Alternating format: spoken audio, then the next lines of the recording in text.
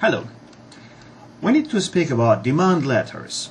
A demand letter, also known as a letter before action or a pre-action letter, is a formal notice demanding that the recipient perform a legal obligation.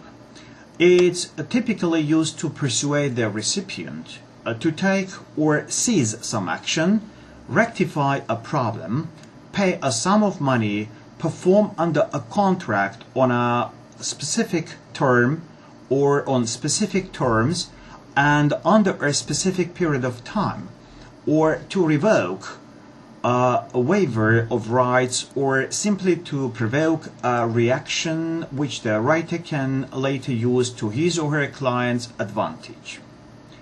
A typical demand letter gives the recipient a chance to perform the obligation without being taken to court. Indeed, in many instances, it encourages the recipient to settle the matter. Overall, demand letters should be a firm statement of the client's position and intentions, and while demand letters are often written to intimidate, they should not bully the recipient. So here are some tips when you are writing a demand letter.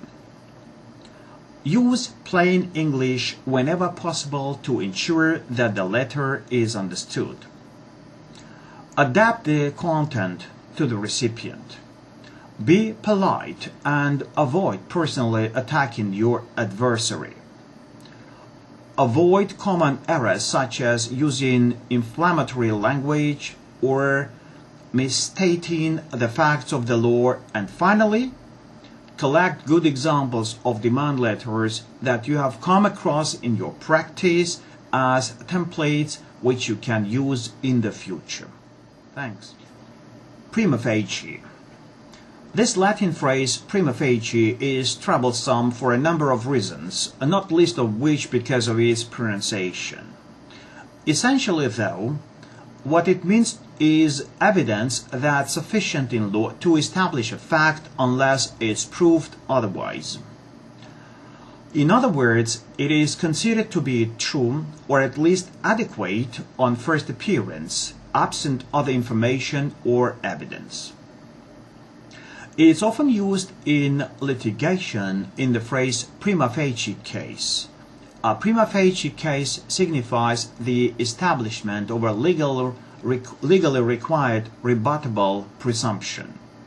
In other words, a prima facie case is a lawsuit or even a criminal charge which on its face appears to be sufficient and supported by the requisite minimum of evidence.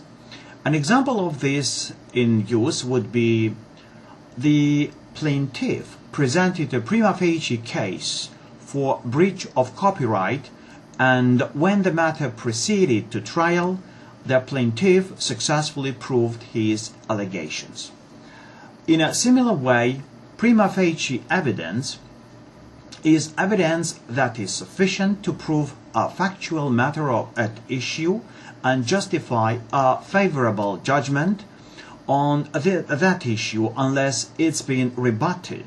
And a sample of that usage would be the side contracts were prima facie evidence of knowledge. Thank you. Obiter dicta.